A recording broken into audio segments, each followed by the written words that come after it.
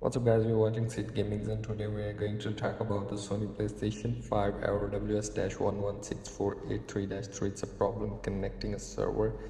Here is the settings network and you check the view PlayStation network services and then you just go to the settings and go to the advanced settings, video connectivity, forget it and then connect it again. And after that, here we go, after connection you look at that, you get the error. You just go to the advanced settings. Here you go and DNS settings, go to primary DNS, secondary DNS, change it to primary DNS 8.8.8.8 and secondary DNS 1.1.1 and MTU settings 1500 is okay.